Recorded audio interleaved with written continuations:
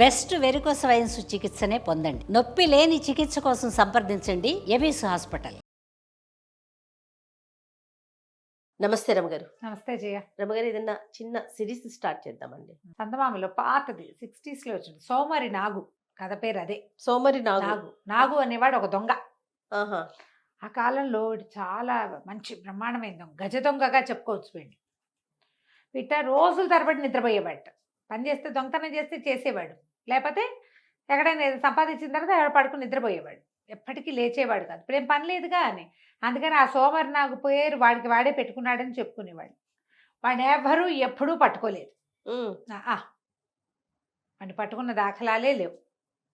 అయితే ఈ సోమరి నాగు ప్రత్యేకం ఏంటంటే ఇతను చిన్నవాళ్ళని బక్కవాళ్ళని కొట్టేవాడు కాదు, దొంగతనం చేసేవాడు కాదు. బాగా పెద్ద పెద్ద వాళ్ళని వాళ్ళ దగ్గర కొట్టేసి దొరికినంత చిన్నవాళ్ళకి పనిచేసేవాడు. సో మంచి దొంగ. మంచి దొంగ. తర్వాత వాడి దగ్గర ఎప్పుడూ నిలవలేదు. వాడికి ఆస్తి పాస్తి ఏమీ లేవు. పని చేయటమేనా? పనిచేసి ఏదో తిన్నంత తినేవాడు, పంచినంత పనిచేసేవాడు. ఎప్పుడు కావాలంటే ఓ దొంగతనం చేసేవాడు. ఓకే. మళ్ళీ అందులో కూడా ఎవరైనా ఎదురొచ్చి అడిగితే వాళ్ళకి ఇచ్చేసేవాడు. అలాంటి వాడు అనమాట. ఈ అధికారులు కూడా కొంతమంది కొన్నిసార్లు లాభపడిన ఇవి ఉన్నాయి దాఖలాలు. దాంతో వాడు కాస్త అక్కడ చేలోకుగా దొరికిన చూసిచున్నట్టు పోన్లే, వాడు అందరికీ పంచాడు, వీడి దగ్గర ఏం చచ్చిందని వీడు పట్టుకుంటాం, ఏం లేదు. సానుభూతి ఉండేది. వాడు ఉపయోగపడడం వల్ల ఇంకా కొంచెం ఆలోచించి సర్దు కూరుకునేవాళ్ళు. తెలిసిన వాళ్ళు ఒకళ్ళిద్దరు ఊరుకోండా ఎందుకు అని పెద్దవాళ్ళు చిన్నవాళ్ళని ఆపేసేవాళ్ళు, లేదా చిన్నవాళ్ళే పోన్లేండి సార్ అని పెద్దవాళ్ళకి వద్దని చెప్పి ఇట్లా చేసి మొత్తానికి వాడే ఎప్పుడు దొరకల. అయితే ఓసారి ఒక సంపన్న గృహస్థు ఒక ఆయన 1000 ఫలాల వెండి, ఫలాలు అంటారు, ఫలం అంటే అదొక లెక్క అనమాట, వెండి వెనకేశాడని తెలిసింది. అయితే ఆ ఇల్లు ఏది అనేది వేగ్గా ఎవడో చెప్పాడు. ఇతను ఏం చేశాడు, ఆ ఇంటికి బదులు ఆ ఇంటికి కొంచెం యువతలగా ఉన్న ఒక చిన్న ఇంట్లో ప్రవేశించాడు. ఇంట్లోకి వెళ్తే అంతా ఇల్లు బోడిగా ఉంది. అంటే ఏదో బోల్డ్ డబ్బులు సంపాదించండి, వీడు ఇల్లు ఏమిటి ఇలా మాస్టీగా ఉంది అనుకున్నాడు. ఇల్లు ఘనంగా ఉండద్దు, సంపాదించిన వాడి ఇల్లు. ఒక చిన్న బల్ల ఉంది. సరే ఇంటి వాళ్ళు చూడకుండా ఉండటం కోసం ఆ బల్ల కింద దూరి దాక్కున్నాడు. దాక్కునేసరికల్లా కాసేపు అయ్యాక ఓ భార్య భర్త ఇద్దరు వచ్చారు. కంచాలు తెచ్చుకున్నారు, అన్నం పెట్టుకున్నారు, ఏడుస్తూ కూర్చునున్నారు. కంచాలు తెచ్చుకుని అన్నము కూరలు అవి తెచ్చి పెట్టుకున్నారు. వడ్డించుకుని తినటల్లా ఏడుస్తూ ఇంక ఈ దరిద్ర బాధ ఎన్నాళ్ళు పడతాము, చచ్చిపోదాము అనేసరికల్లా పెళ్ళామంది, వద్దు వద్దు, నువ్వు చచ్చిపోవటం ఎందుకు, నన్ను అమ్మేసేయి. ఆ కాలంలో ఆడవాళ్ళని అమ్మేందుకు అవకాశం ఉండేది. నన్ను అమ్మేయి, వచ్చిన రూపాయలతోటి ఏదైనా వ్యాపారం చేసుకో, నేనేముంది ఎక్కడైనా బతుకుతాను, నీ దగ్గర బతికేది ఇంకో చోట, నువ్వు చావవద్దు, నువ్వు చావద్దు అని శోకాలు పెట్టి ఏడ్చింది.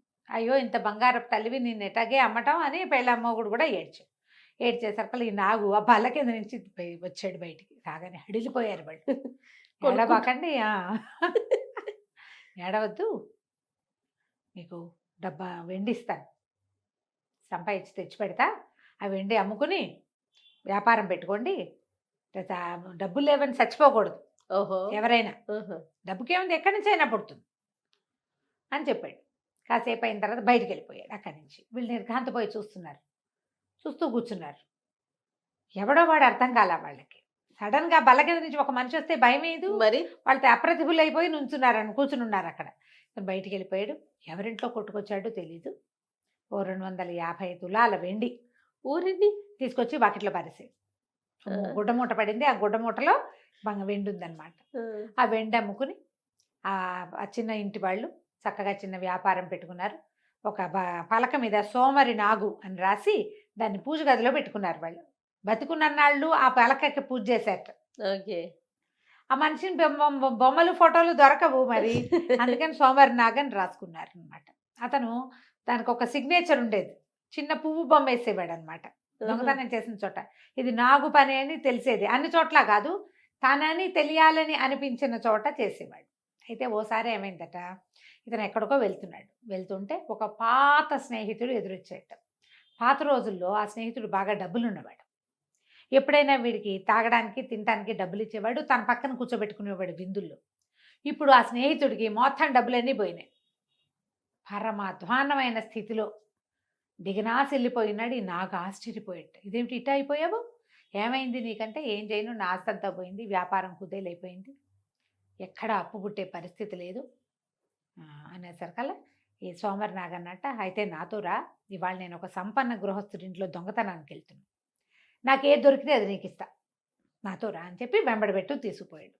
వాడు దొంగని తెలుసు, కానీ వాడు ఆడిన మాట తప్పడు. ఈ స్నేహితుడు కూడా ఈ నాగు వెనకాల పడిపోయాడు. వీళ్ళిద్దరు వెళ్తే ఏమైంది, అది పెద్ద సంపన్న గృహస్థు, చాలా పెద్ద ఇల్లట. దానికి పెద్ద పెద్దవి 2 రకాల ప్రాకారాలున్నాయి. రెండో యువతలి ప్రాకారం బయట ఈ స్నేహితుడిని ఒక మూల నుంచోబెట్టాడు. నువ్వు ఇక్కడే ఉండు, నేను లోపలికి వెళ్ళొస్తానని వీడు జాగ్రత్తగా గోడలు దాటుకుని లోపలికి వెళ్ళాడు.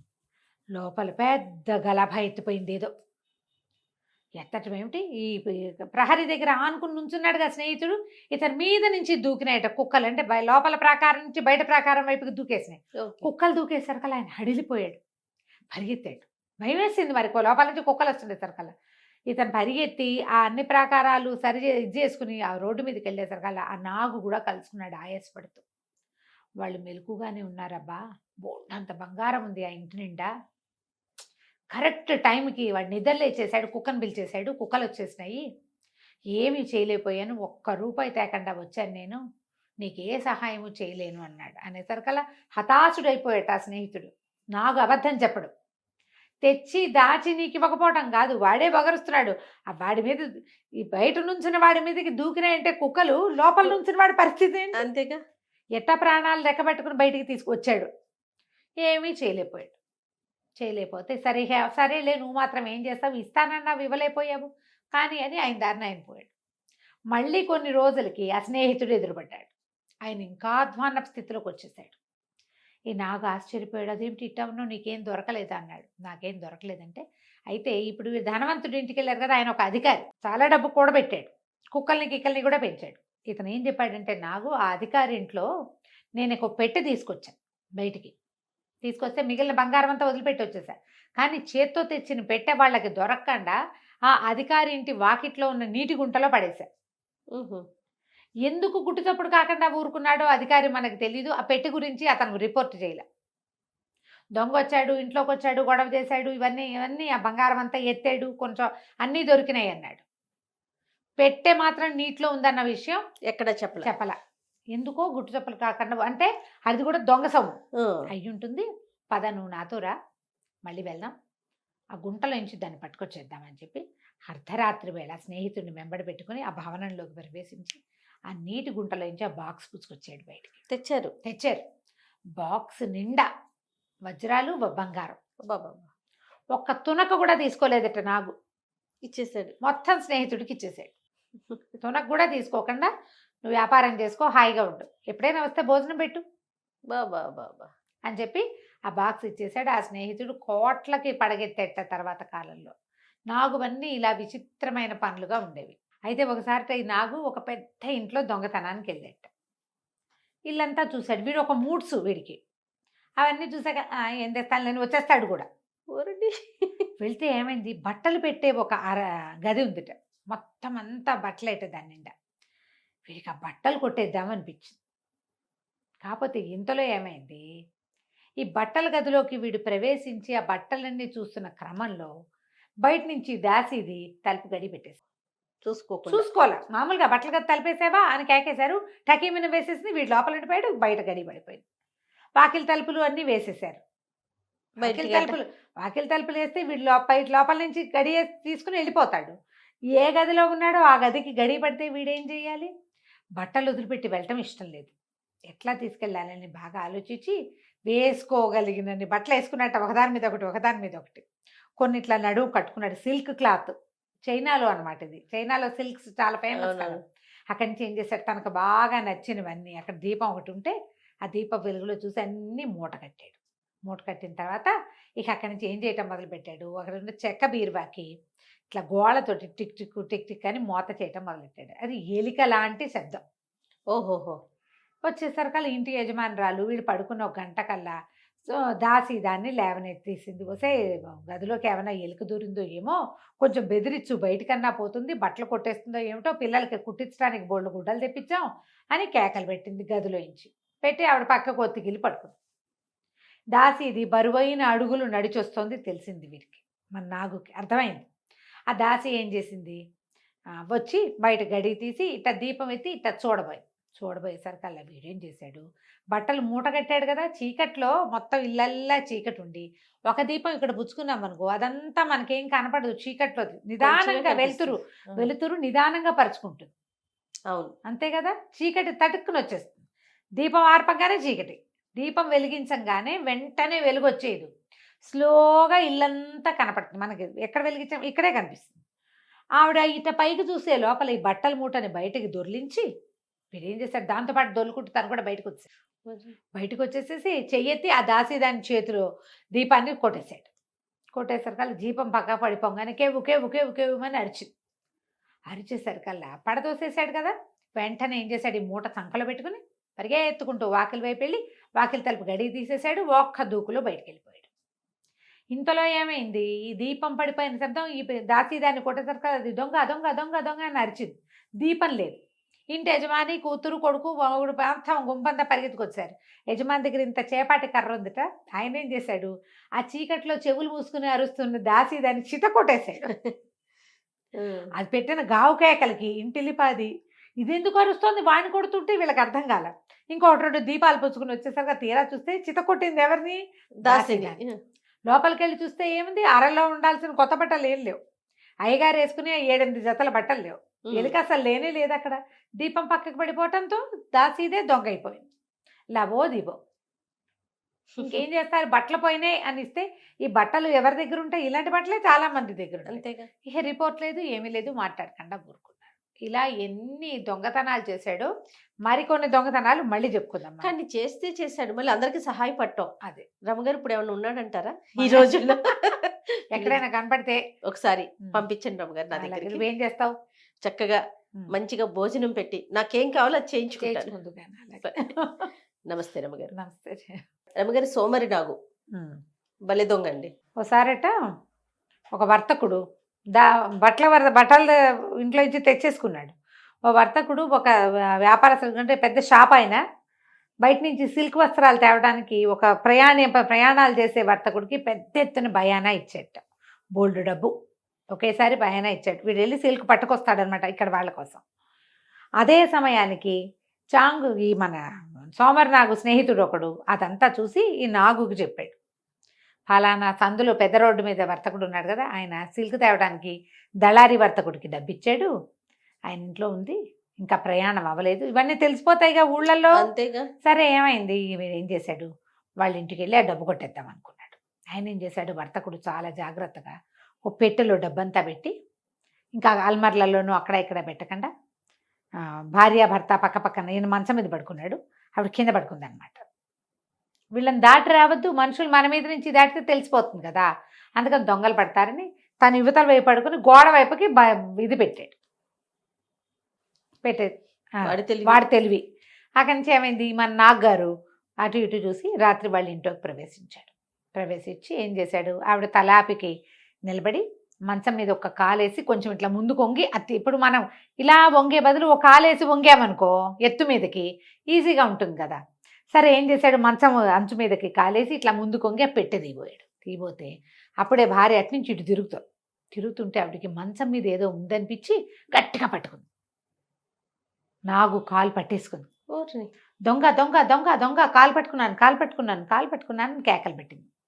ఈ లోపల ఈ నాగేం చేశాడు, ఈ కొంచెం ముందుకు వంగున్నాడుగా, ఇంకొంచెం సాచి ఆ ఈ వర్తకుడి పడుకున్నవాడి కాలు మీద గిల్లేసరికి వాళ్ళ కేవ్వమని అమ్మోయ్ చంపేశావే దొంగ ఉండ ఇంత గట్టిగా అని కేకలు పెట్టాడు మొగుడు. ఈవిడేం చేస్తుంది, ఇదేమిటి నేను గిల్లుతున్నాను అంటున్నాడని చటుకులు పట్టుకుని కాలు వదిలేసింది. ఆ కేక ఎక్కడి నుంచి వినపడుతోంది, సరిగ్గా ఇతను కాలు ఎక్కడ పట్టుకున్నాడో అక్కడి నుంచి, మరి ఆయన మొహం అక్కడ ఉంది. ఆవిడ వదిలేయటం ఏమిటి, ఈయన ఒక కంగలో ఆ డబ్బు పెట్టె తీసేశాడు, వెనకెళ్ళిపోయేసరికల్లా వెళ్ళిపోయాడు దొంగ వెళ్ళిపోవటం అంటే నా కాలు ఇంకా మండిపోతుంది, దొంగ మొహం దానా అంత గట్టిగా గిల్లేసేవు అన్నాడు. అనేసరికి నేను గిల్లింది ఎక్కడా, నేను పట్టుకున్నది దొంగనే, కావాలంటే దీపం వెలిగిద్దాం పట్టు అని ఇద్దరు లేచెళ్ళి అవతల గదులు ఇంత చిన్నది పెట్టుకున్నారు. వాళ్ళు ఆ దీపం వెలిగించుకుని తెచ్చుకునేసరికల్లా ఏముంది, డబ్బు పెట్టలేదు, పెట్టి కాస్త పోయింది. ఈయన కాలు మీద గిల్లిన గుర్తు మాత్రం ఉంది. ఇలా దీపం పోయింది. ఇక చేసేది ఏముంది, ఈ పట్టుకుపోయిన నాగు వాళ్ళకి వీళ్ళకి అందరికీ సమర్పయామి చేశాడు. ఓ అయితే ఏమైందట, ఆ ఊళ్ళో చాంగ్ అని ఒక మంచి సైనికాధికారి ఉన్నాడు. ఓసారి ఓ బజార్లో ఆయన ఎదురుపడ్డారు, మన నాగును చాంగు. ఆ కొట్ట ఆయన ఇతనేనండి నాగంటేనని పరిచయం చేశాడు. పరిచయం చేసి ఏమిటో నువ్వు మంచి దొంగ ఒకటి కదా అన్నాడు. దొంగననేటా చెప్తారండి, నన్ను ఎవరు దొంగ పేరుతో పట్టుకోలే ఇప్పటిదాకా, నన్ను పట్టుకోలేదు కదా నన్ను ఎవరు అనేసరికల్లా ఆయనకి నవ్వొచ్చి నువ్వు భలేవాడిపోయి నువ్వు చేసిన కొన్ని దొంగతనాలు వింటే ఆశ్చర్యంగా ఉంటుంది. అంటే అసలు మీకు తెలియనివి బోల్డ్ జరిగాయండి, మీరు విననివి బోల్డ్ జరిగినాయి, వాళ్ళు కిక్కురు మనకంటే ఊరుకుంటారు, ఎందుకంటే వాళ్ళు దొంగలే కాబట్టి అన్నాడు. అంటే సరే ఇద్దరు నడుచుకుంటూ వస్తున్నారు వాళ్ళ ఇంటి ఈ కొట్టు నుంచి బజార్ నుంచి చాంగ్ గారి ఇంటి వైపుకి. అయితే ఏమైంది, చాంగ్ అన్నాడు, సరే నీ దొంగతనాలు నాకు కొన్ని తెలుసు, నాకు నిన్ను పట్టుకోవాలని ఉంది, ఓ పని చేద్దాం, నీ సమయస్ఫూర్తి నీ తెలివితేటలు చూపించు. ఇదిగో చిలక, మా ఇంట్లో చిలక ఉంది, ఆ చిలకను కొట్టేయి చూస్తా నీ వల్ల అయితే. చిలకను కనుక నువ్వు సమయస్ఫూర్తితో కొట్టేస్తే ఇప్పటిదాకా నువ్వు చేసిన దొంగతనాలన్నీ నీ తెలివికి నీరాజనం కింద నేను వదిలేస్తా. చిలకను నువ్వు తీసుకెళ్ళకపోతే నువ్వు స్వచ్ఛందంగా ఒప్పుకోవాలి, నాకు లొంగిపోవాలి, నేనే దొంగని నేనే చేశానని ఒప్పుకోవాలన్నాడు. చాంగ్ అన్నాడు, అటాగేనండి, మీరంత సరదా పడితే నేను ఎందుకు కాదంటాను, పైగా నా మీదున్న దొంగతనం అభియోగాలన్నీ పోతాయంటే నాకు సంతోషమే కాదు అన్నాడు. సరే ఈయన ఏం చేశాడు, లోపల గదిలో తగిలి చుట్టూ ఒక పంజరంలో వాళ్ళ ఇంట్లో చిలక, ఆ పంజరాన్ని తెచ్చి హాల్లో మొగదల మీద తగిలిచ్చి ఇద్దరు సైనికులు పెంచాడు. తెల్లవార్లు మెలకుగా ఉండి కూర్చోండి దీని దగ్గర, కంటి రెప్పేస్తే ఒప్పుకోను, చిలకని ఎవడూ తీసుకెళ్ళకూడదు అని చెప్పి లోపలికి వెళ్ళి గదిలో పడుకున్నాడు. ఆయన కొంచెం ముసలివాడు, కొంచెం వంగి నడుస్తాడు. సరే ఏమైంది, కొంచెం 12 గంటలు అయ్యేసరికి మన నాగు ఆ ఇంట్లోకి ప్రవేశించి చూస్తే ఏముంది, ఇద్దరు సైనికులు కర్రలు పుచ్చుకుని దానికేసి చూస్తున్నారు. ఎట్లా తీసుకెళ్తాం, సరే ఇతను ఏం చేశాడు, వెనకాల వైపు వసారాల్లో నుంచి వెనక గదులన్నీ తిరిగి చూశాడు.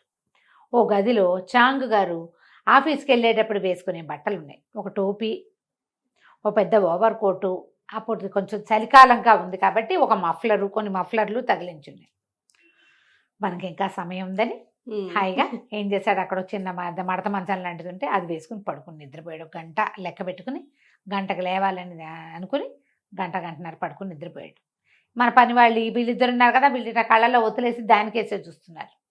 కొంచెం 4:15, 4:20 అయ్యేసరికి లేచేసి ఏం చేశాడు, చాంగ్ గారిలాగా కొంచెం వంగి నడవటం, ఓసారి అటు ఇటు నడిచి ప్రాక్టీస్ చేసి ఆ ఓవర్ కోటు అక్కడ ఉంది కదా పెద్ద కోటు, అక్కడి నుంచే టోపీ, ఆ మఫ్లర్ మెడకి చుట్టుకుని ఆ వంగి నడుస్తూ, తెల్లారింది ఇక పడుకుంటారా, అయిపోయిందిలే ఈ పూటకి అన్నాడు. అనేసరికల్లా లోపల నుంచి నడిచొస్తున్నటువంటి మనిషి, ఓవర్ కోటు, చలికాలం కాబట్టి ఆయన ముసలాడు కాబట్టి వంగి నడుస్తాడు, మఫ్లరు, గొంతు కూడా అలాగే వణుక్కుంటూ, నిద్ర లేచిన గొంతు ఎట్లా ఉంటుంది ఆ గొంతు వినంగానే ఈ పని వాళ్ళిద్దరు అమ్మయ్యా అనుకుని వాళ్ళిద్దరికి దాని పక్కనే అనుబంధంగా ఒక గది ఉంది, ఆ వీధి మొగదల్లో ఉన్న హాల్కి వాళ్ళు వెళ్ళిపోయి సెక్యూరిటీ వాళ్ళు ఆ రూమ్లో పోయి పడుకున్నారు.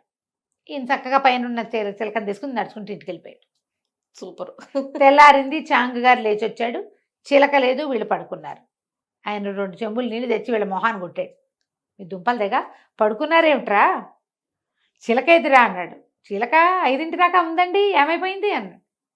మీరే కదండి పడుకోమన్నారు అంటారు, నేను పడుకోవడం ఏంటి, నా దయ్యాన్ని చూసారేమిట్రా మీరు అని ఆయన తిట్టాడు. కాదండి, తెల్లవారుజామున 4:15, 4:20 అయింది, ఇంకా సేపట్లో సూర్యుడు వచ్చేస్తాడు అనగా మీరే సాక్షాత్తు కోటేసుకున్నారు. పైగా మేము ఇద్దరం ఎలా పొరపాటు పడతామండి, మేము పొరపాటు పడలే, మీరే వచ్చి ఇంక ఈ పూటకు అయిపోయింది వెళ్ళి పడుకోండి అంటే చిలకని మొగదల్లో వదిలేసి పడుకున్నాడు. ఇంకేముంది, వాడు పట్టుకుపోయాడు. తెల్లారి ఎండెక్కాక అది చిలకని పుచ్చుకుని తీసుకొచ్చాడు. చిలక పంజరం వచ్చేసింది. చాంగ్ గారు ఆశ్చర్యపోయాడు, ఊరిని కడుపుడక ఎట్టా చేసావురా అని.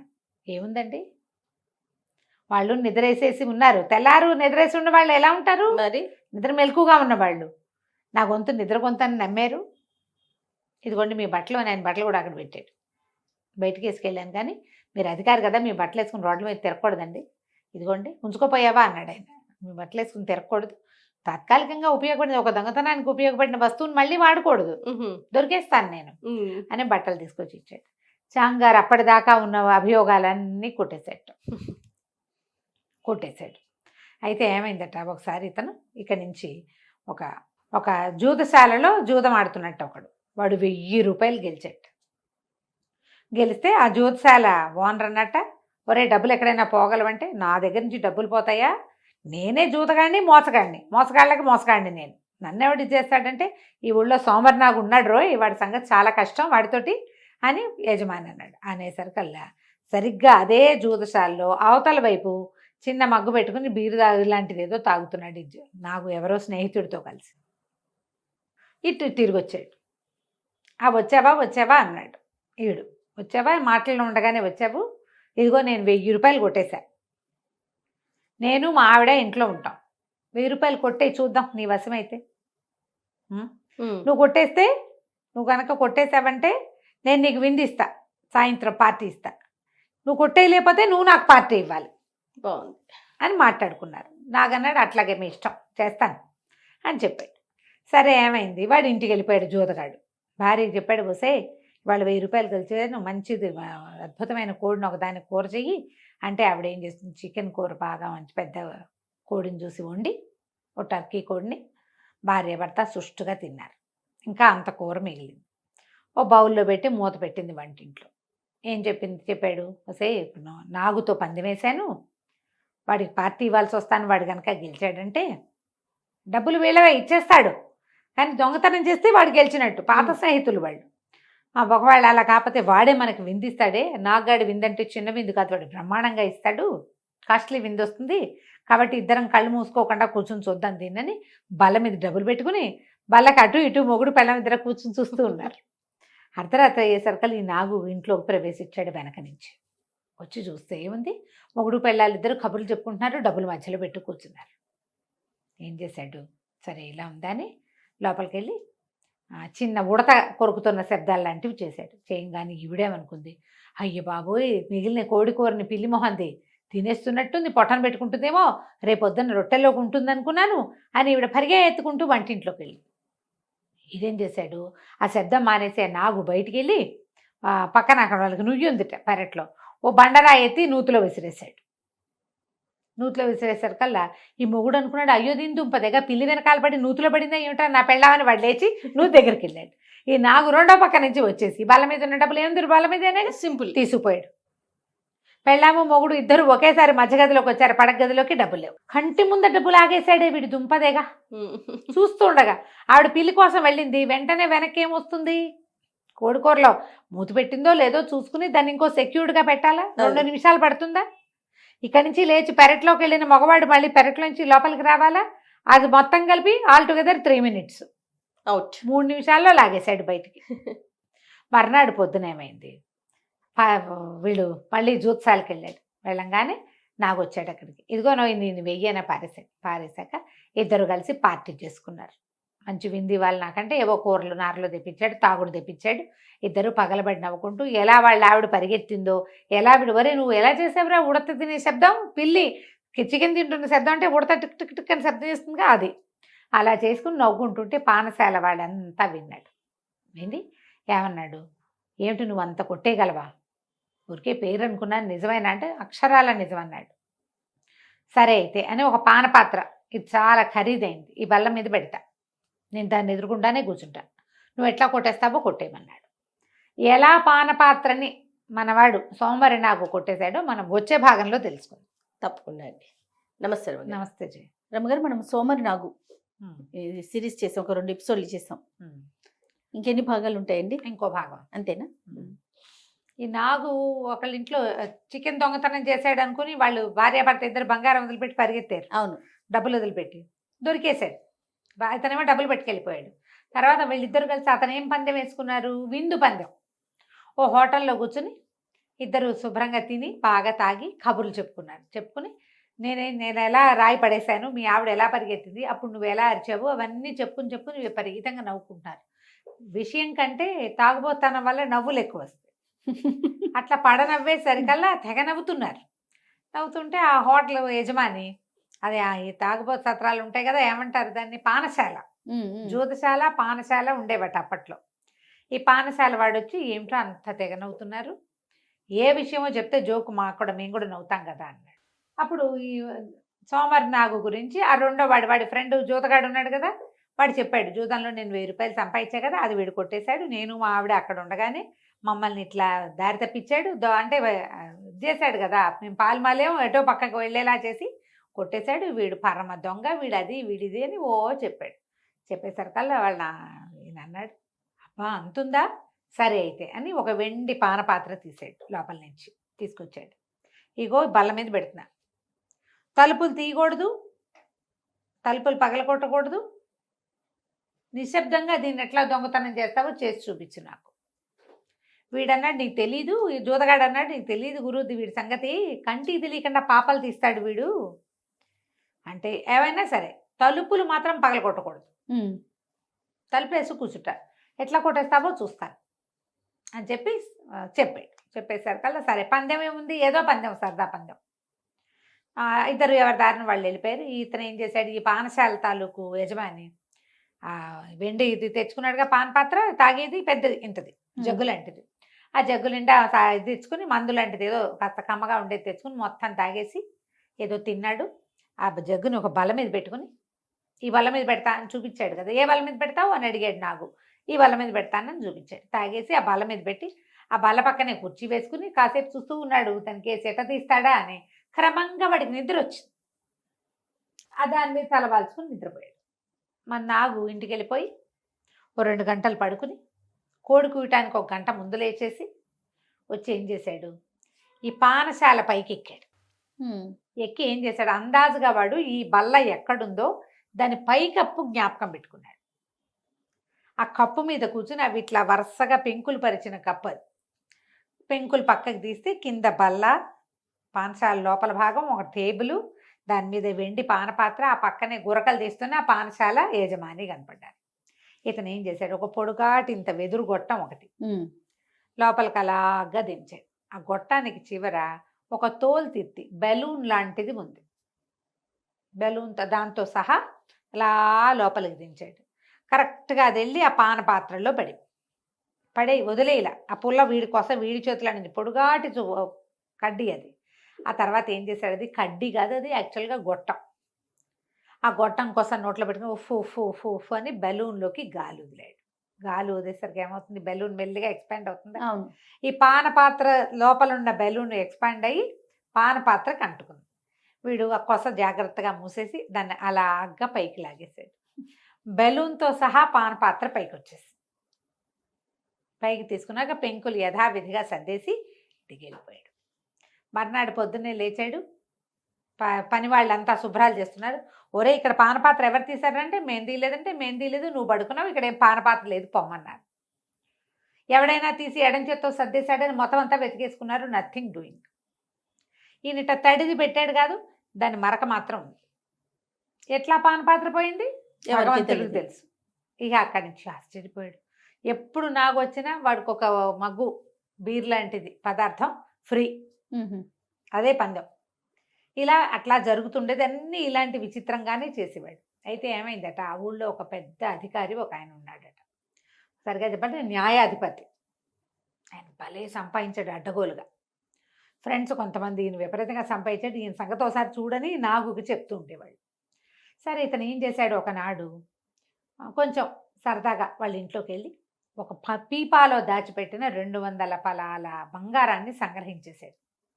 తానని తెలిసేందుకు ఆ పీపా మీద చిన్న పువ్వు బొమ్మ వేసాడు, పెన్ చాక్పీస్ తోటి వెళ్ళిపోయాడు.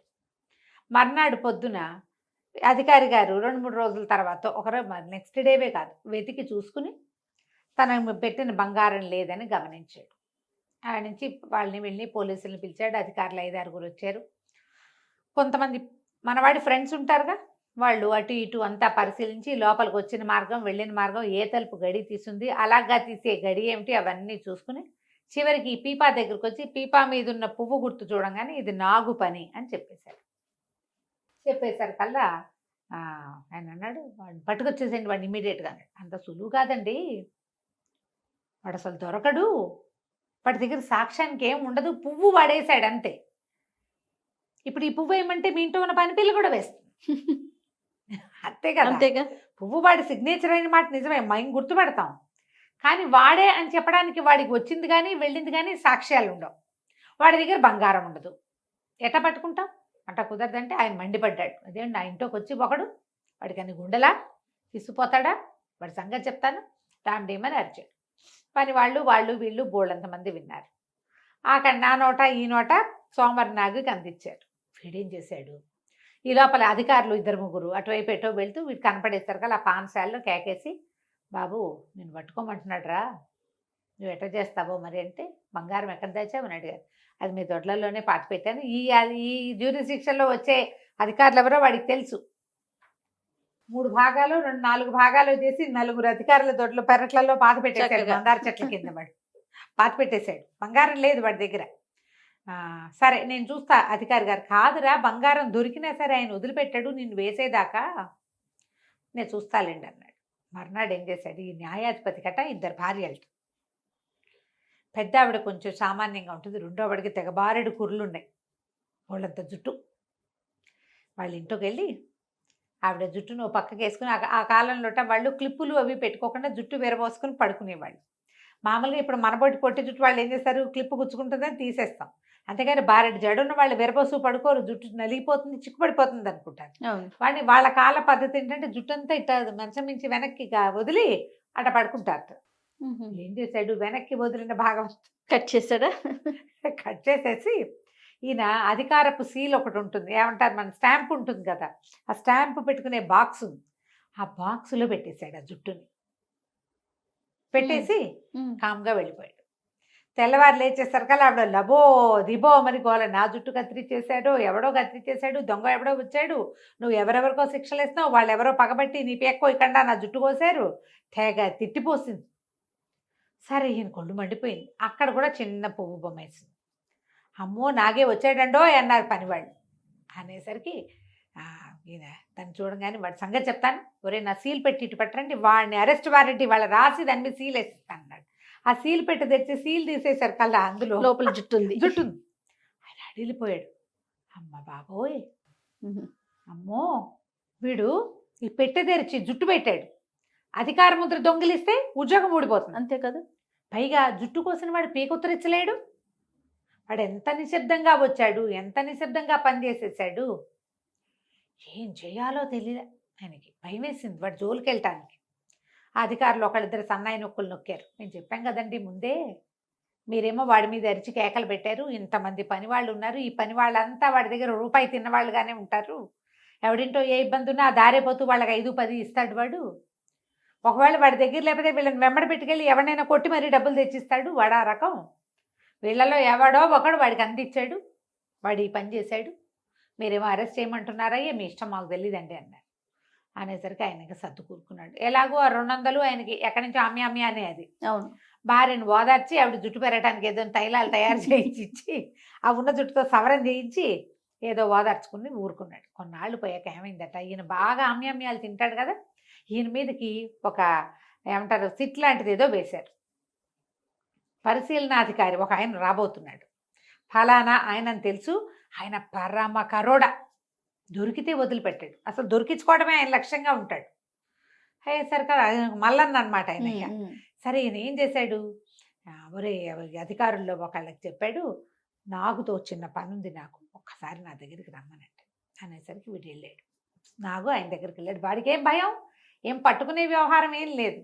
ఏంటండి అంటే, ఒక పరిశీలనాధికారి వచ్చాడు ఊళ్ళోకి, ఆయన దగ్గర ఒక అధికార ముద్ర ఉంటుంది, ఆ ముద్ర తెచ్చి నాకు ఇచ్చేసి వాళ్ళ ఇంట్లో ఇచ్చి, ఆ ముద్ర లేకపోతే ఆయన నేను చేయలేడు, ముద్ర పోయిందని ఎవరికీ చెప్పుకోలేడు అనేసరికి సరేనన్నాడు. వెళ్ళి ఆ అధికారి గారి ఇల్లు సవరించి ఇంకేం తీసుకురాలా, దానికోసం వెళ్ళాడు. అది పుచ్చుకొచ్చి ముందు జడ్జి గారికి అప్పచెప్పేశాడు, న్యాయాధిపతికి అప్పచెప్పేశారు కల్లా ఆయన ఏం చేశాడు, 200 ఫలాల వెండి బహుమతిగా ఇచ్చాడు. ఇస్తే వీడది తీసుకున్నాడు. ఆయన ముందే పని వాళ్ళకు కొంచెం పనిచేసాడు కూడా, ఉంచుకోండి రాను. అక్కడి నుంచి అడిగాడు, ఏం చేయబోతారండి మీరు దీంతో? నేనేం చేయను, ఈ ముద్ర లేకపోతే ఆయన బయటికి పడ్డు, నా ముద్ర నా దగ్గరే ఉంచుకుంటాను, ఇప్పట్లో నా మీద ఏ కేసు తెమలదు అంటే. ఈయన వీడన్నాడు, నాకు మీరేమనుకోకండి, మీకు ఒక ఐడియా చెప్తాను, మీరు పని చేయండి, రేపు పొద్దునో ఎల్లుండి పొద్దునో ఈ అధికార ముద్రని, ఏమంటే మీ ముద్ర ఎవరో దొంగ దగ్గర దొరికింది, దొంగ అయితే తప్పించుకున్నాడు, ఇదిగోండి మీ ముద్రని ఆయనకి అప్పచెప్పేసేయండి. ఎవడో దొంగ దగ్గర 4 వస్తువులు దొరికినప్పుడు ఆ వస్తువుల్లో ఇదొకటి అని చూపించవచ్చు మీరు. ఆయన కూడా మీ పట్ల సాఫ్ట్గా వ్యవహరిస్తాడు, ఎందుకంటే అధికార ముద్ర పోతే ఉద్యోగం ఊడిపోతుంది. ఓకే. ఇంత సహాయం చేసిన మిమ్మల్ని ఆయన పాజిటివ్గా తీసుకెళ్తాడు కదా, కొంచెం సర్దుకోండి అని ఆయనే చెప్తాడు. అనేసరిగా ఇతను అన్నాడు, ఈ న్యాయాధిపతికి నా అంతటి వాడిని నేనేనని ఆయన ఫీలింగ్. నీకు అవన్నీ ఎందుకురా, నా తంటాలు నేను పడతాను, అలాంటివేం చేయను, ముద్ర నా దగ్గరే ఉంటుంది, ఆ అధికార ముద్ర నా దగ్గర ఉన్న నాళ్ళు నాకే భయము లేదన్నాడు. నాకు మీ ఇష్టం అండి, ఇదైతే మంచి ఐడియా, వాడుకుంటే వాడుకోండి, లేకపోతే లేదని వాడి దారిని పడిపోయాడు. ఈ కథ ఎలా మలుపు తిరిగిందో చూడు. సరే ఈయన చేశాడు, 2-4 రోజులు 5 రోజులు అయిన తర్వాత అధికారి గారికి ఏదో గుంటో బాగుండలేదని చెప్పుకుంటూ ఉంటే బయట చూడ్డానికి వెళ్ళాడు. చూడ్డానికి వెళ్తే కొంచెం బాగుండలేదండి, మీ దగ్గర రావాలనుకోండి, కాస్త ఆరోగ్యం చక్కబడ్డాక వస్తానండి అంటే ఈయన 2 యాపిల్స్ అవి పుచ్చుకుని వెళ్ళి, నీ జబ్బేంటో నాకు తెలుసులే, ముద్ర పోయింది, బయటికి చెప్పుకోలేక ఒంట్లో బాగోలేదని వేషాలు వేస్తున్నామని నవ్వుకుంటూ వచ్చేసి నవ్వుకున్నాడు. ఇంతలో ఏమైంది, సడన్గా ఈయన లోపలికి వెళ్ళాడు, ఏదో తీసుకురావడానికి మంచినీళ్ళు లాంటివి ఏవో చెప్పి రావడానికి. యువతలు కొంచెం కూర్చోగానే వంటవాడు పెద్ద పెద్ద కేకలు పెట్టాడు, అయ్యగారు అయ్యగారు అయ్యగారు వంటిల్లు అంటుకుందండి అంటుకుందండి అని కేకలు పెట్టాడు. ఆయన ఒక గెస్ట్ హౌస్లో ఉన్నాడు. గెస్ట్ హౌస్ కదా చూడ్డానికి వెళ్ళాడు ఈయన, ఈ న్యాయాధిపతి అధికారింటికి వెళ్ళాడు. ఈ కేకలు పెట్టేసరికల్లా ఈయన ఏం చేశాడు, అమ్మో ఇల్లు అంటుకుంటే ఓ పక్క నుంచి పొగొచ్చేస్తాం, గబాలన ఆ పక్కన మంచానికి పక్కగా ఉన్నటువంటి బాక్స్ను ఒకదాన్ని ఎత్తి, అయ్యా ఇది నా అధికార ముద్ర అండి, ఇల్లు అంటుకునేలాగా ఉంది, ఏమైనా పోయినా పర్వాలేదు, అధికార ముద్ర పోతే చాలా కష్టం, మీ ఇంటికి పట్టుకెళ్ళండి, రేపు పట్టుకొద్దురు కానీ మాకని చెప్పేసి ఖాళీ బాక్స్ ఈయన చేతిలో పెట్టేశాడు. అబ్బా ఎంత తెలివిగా. ఆ బాక్స్ పుచ్చుకుని ఆయన ఇంటికి వెళ్ళాడు.